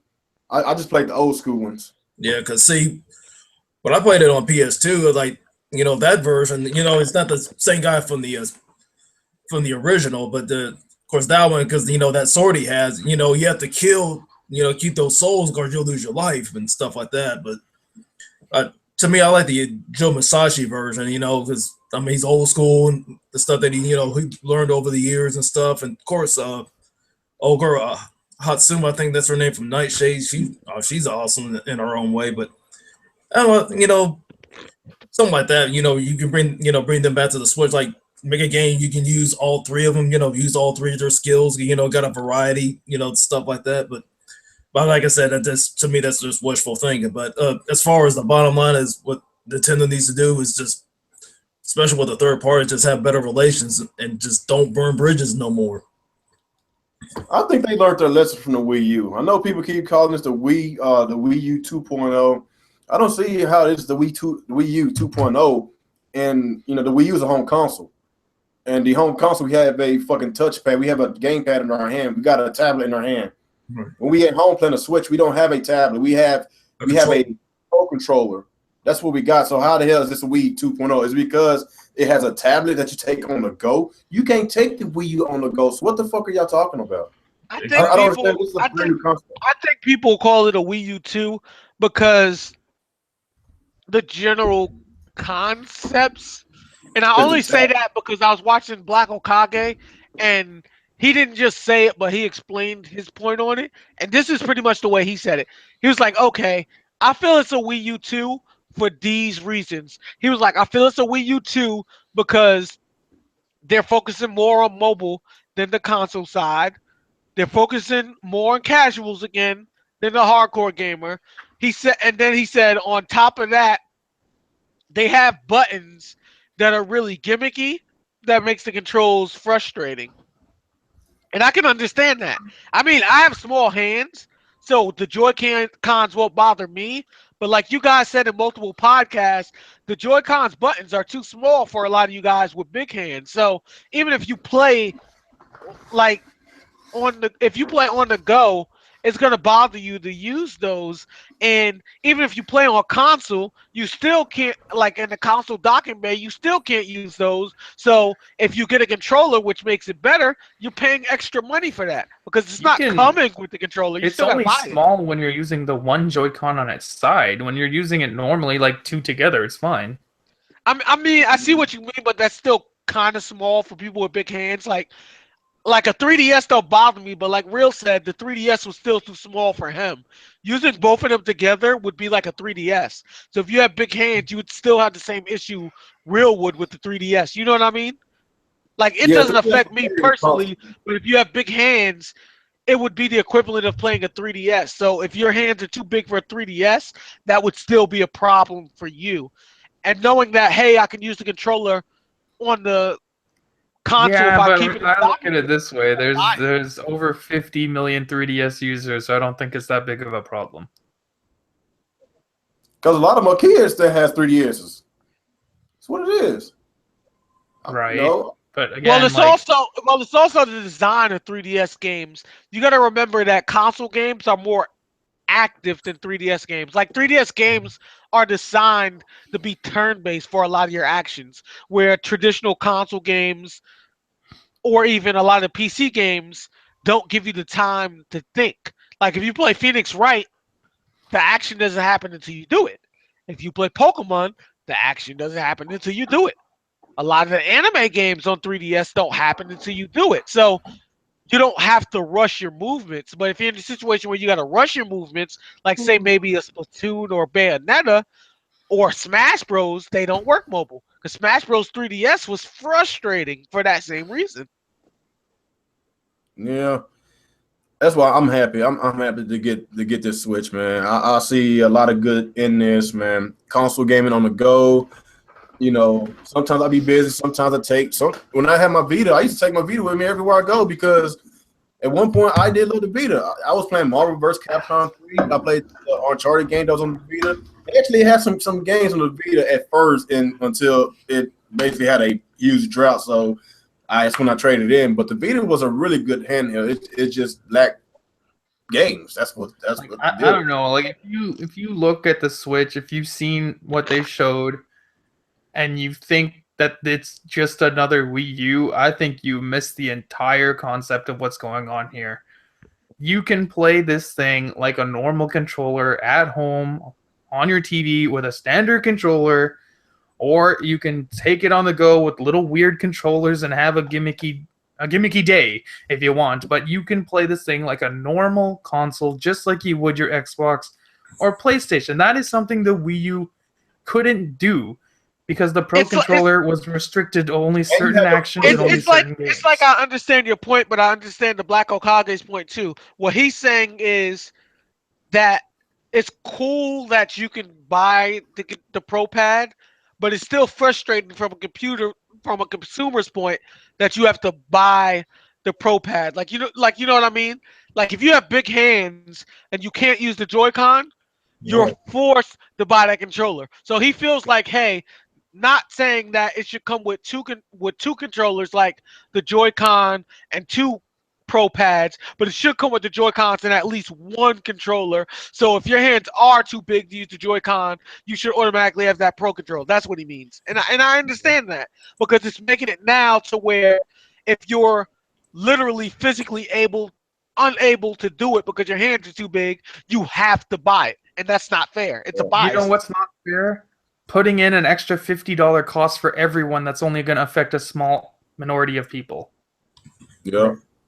That's not fair. Yeah, because like I mean that Pro control from the Wii U, I mean, yeah, it was $50 on the side. Like that was stupid. Like let's say 10% of people have problem using the Joy-Cons on the little dock because their hands are too big. Right. 90% of other people have to pay more now because of those 10%. No, not happening. That's not fair to anybody. Well, that's true too. Yeah, because I mean, you're gonna get off playing those Joy-Cons. You're gonna get off. Everybody that's in the chat, man, let's get these questions out because we got like about 15-20 minutes left because I'm gonna do this. How long? We about to reach our 2 hours, did we? What time did we start already?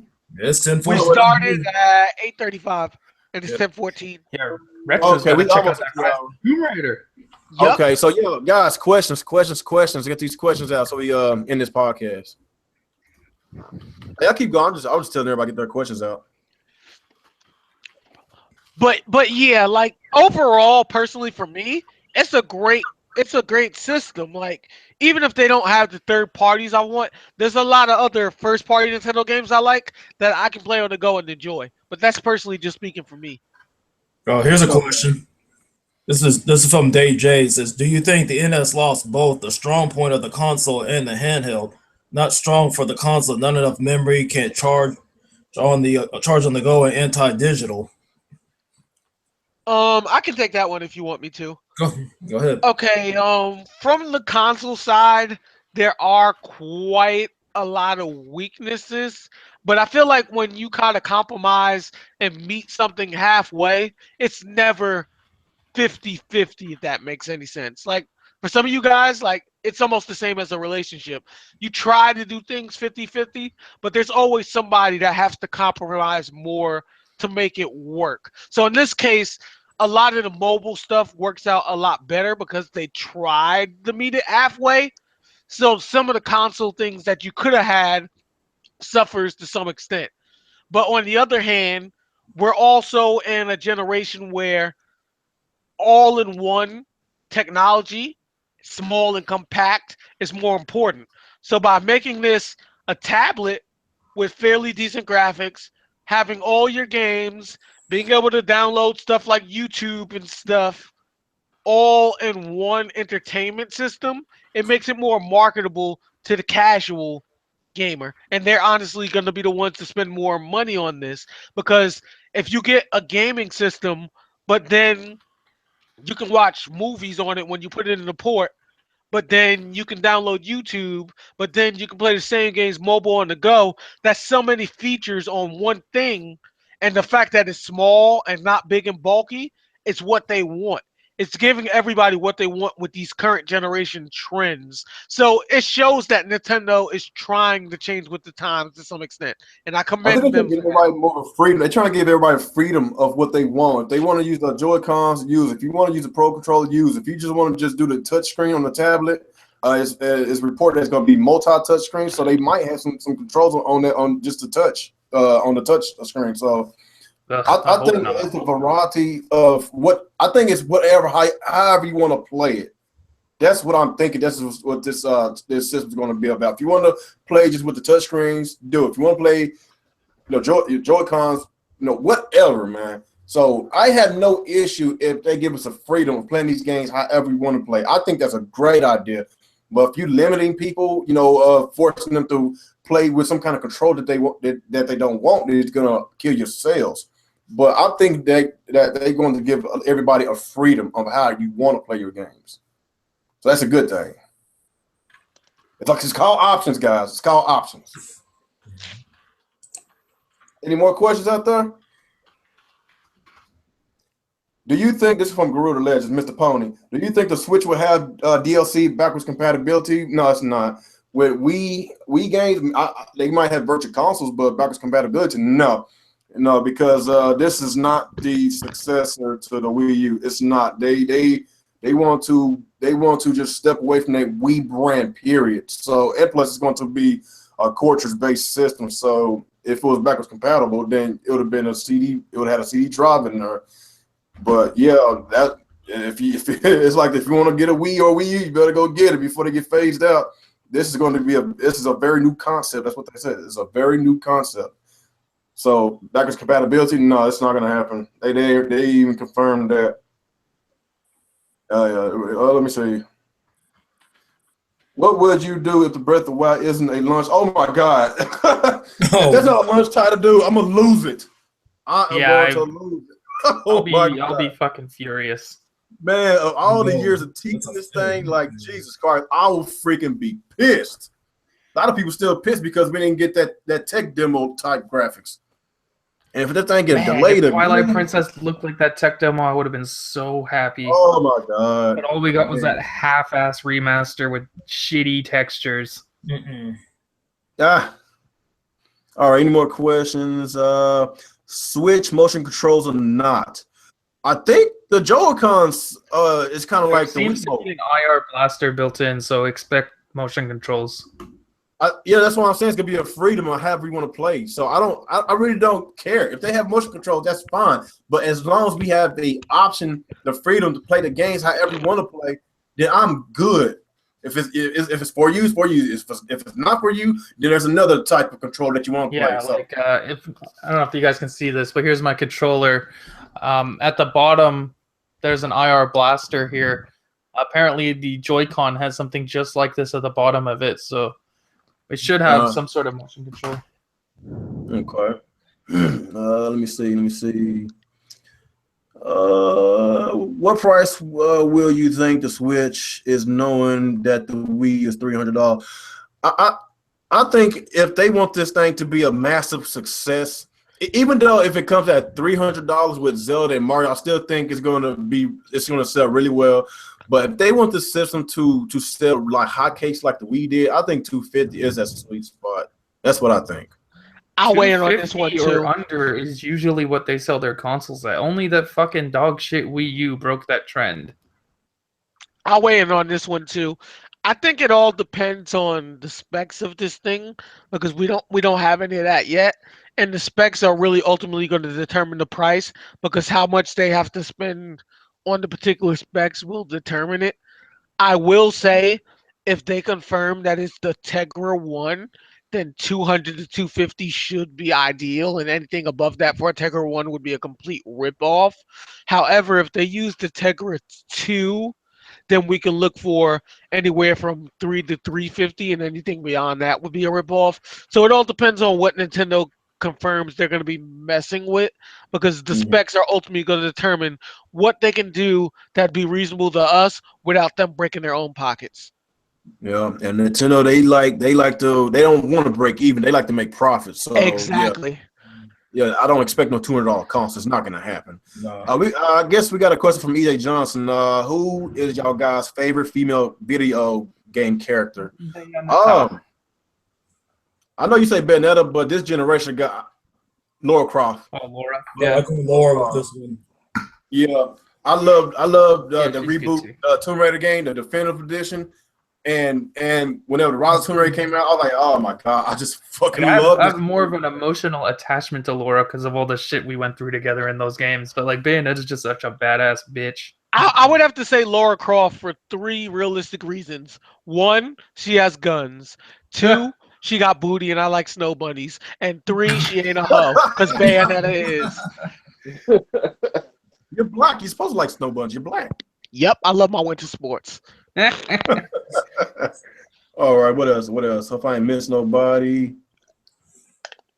Y'all say anything? Say anything? Any more questions, Yeah, guys? like Dave, did you not read Dave's J thing? So the NS does not support USB hard drives, and apparently the game cartridge can also hold up to 128 gigabytes of storage. Is that factual news? That's the rumor that came out today, apparently. Well, here's what I'll say about that. Not sure if that's true, but if they're giving that much memory, as much as I think USB hard drives are important for all devices, it's like if they're giving that much memory, I think I could let that go to some extent. But on the other hand, it's still bad because, like we talked about in Denison the other night, Nintendo has companies that makes different things, kind of like how they make the little thing for the 3DS where you can record your games and stuff. Yeah.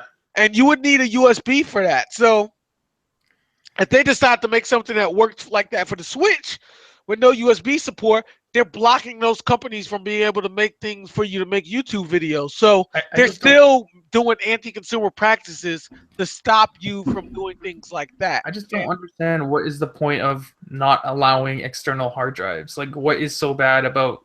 Like, what if people want to download games and not buy the cartridges? Yeah, this you run thing out of space. probably doesn't have that much internal storage.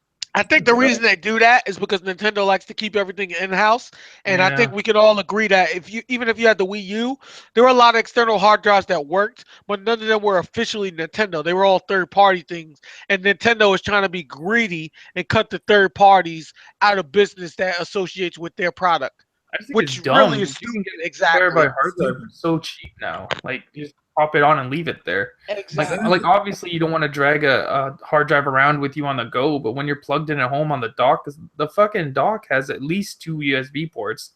Why not just plug a hard drive into it and leave it there? Yeah, because exactly. it was going to need a hard drive because what about with third parties? What about updates or DLC if the Switch gets apparently it's going to have to fit on the game card. See, that's the strategy. They're doing like the 3DS. For those of you guys that don't own 3DS, when you have big games like that, your only option is to buy a new SD card. They don't care. They're expecting you to do that. The update saves on the SD card, right? Yep. But that's still more money you have to spend, which isn't right. But they don't care. That's how they do it. Like, how much is a 128 gigabyte micro SD card? Ooh. I don't know. Let me check real quick. Anywhere from $80 to $100, if I remember correctly. Jesus. You can buy a 2 terabyte hard drive for that much money. Exactly. 128 gigabyte micro SD.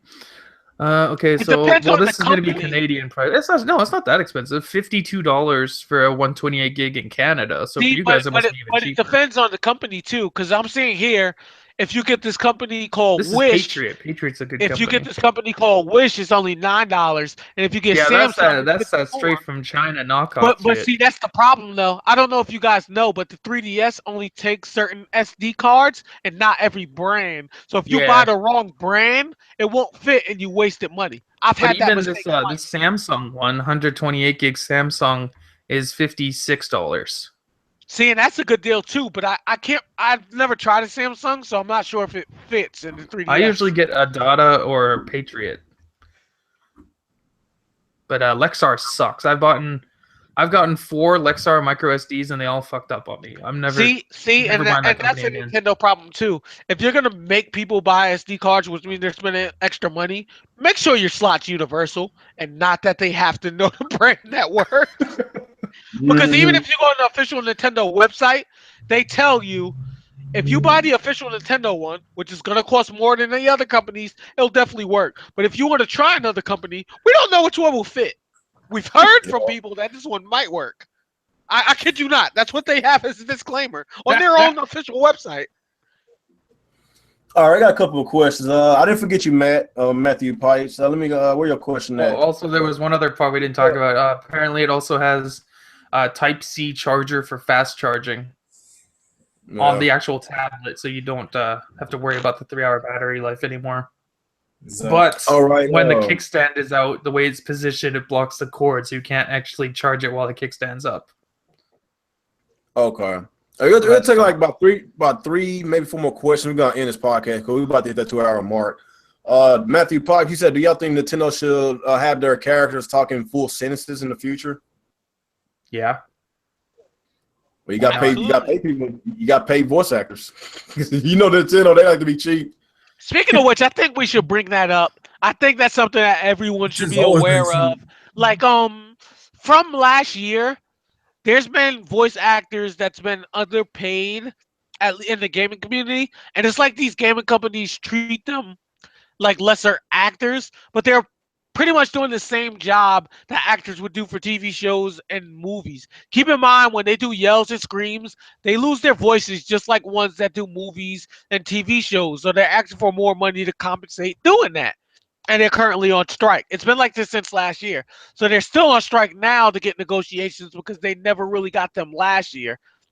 And it's important for us to fight for these voice actors to get what they're well-deserved for their hard work so they will stay in the business. Because if they're not being compensated for their hard work, we'll go back to gaming in the 90s and 80s with no voice chat at all. With no voice actors at all.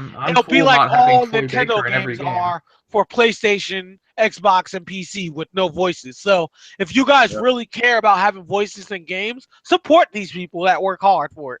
Exactly. Yeah. All right, we got a question from Scott Lemon. I think he's new to my channel. Thanks for coming out. He said, how can Nintendo make a new Mario Maker or Zelda Maker game for the Switch? How can they do that? They probably can't. You do need 2 screens for that to do it correctly. Yeah. You just have to play that on your next 3DS, I guess. 3DS or just continue to play the Mario Maker on the Wii U because the Switch is a very new concept. Basically what Nintendo is doing, they trying to basically act like the Wii U never happened because it was a 2-screen experience for home console was a stupid idea. Yeah, it was a bad idea having 2-screen experiences. You know, it worked with the handhelds, but it did not work with the console. And of course, this next console is going to have another screen, but when you playing at home, they don't work in tandem though. It doesn't work. Yeah. You have to put it in the dock, so it's an whole different concept. So yeah, it sucks for the people that actually want a 2-screen experience, but financially, Nintendo can't take another hit like they did with the Wii U. Like the general public, they didn't want it. Yeah, they didn't want it. Very clear people didn't want it. Right. Yeah. So if you want to keep your 2-screen experience, stay on the Wii U, keep having your droughts, and the rest of us will move on. Oh damn. True. All right, I don't see any. Nintendo needs to stop making consoles and just make games on PS4. Oh God. Not happy. I know we did brought that up in the podcast a few weeks ago about them making hardware, and they probably better off going, just making software. I think their games would be a lot more better if they just go software. But putting, I don't know about that. They're not going to do that until they literally can't sell consoles anymore. And if they do put their games on Xbox, PC, and PS4, I'll be happy. But until that day, they're just going to keep trying. Nintendo will never be in that situation because what people don't understand is they may not be masters of gaming, but they're masters of business. They're and being also masters of penny pinching. Exactly. Like if gaming flops, You best believe at Universal Studios those rides are gonna be fire. In fact, I'm taking a vacation there, and my girlfriend lives in Canada, and I will pay for her to go with me. That's gonna be like $3,000 out of my pocket. I'm a college student, so imagine people that got money that's Yeah, I'm gonna gonna be fly paying to my go ass there. there day one to go on Exactly, that like shit. it's gonna be fire. Right. Yeah. I guess I'm gonna stop with that.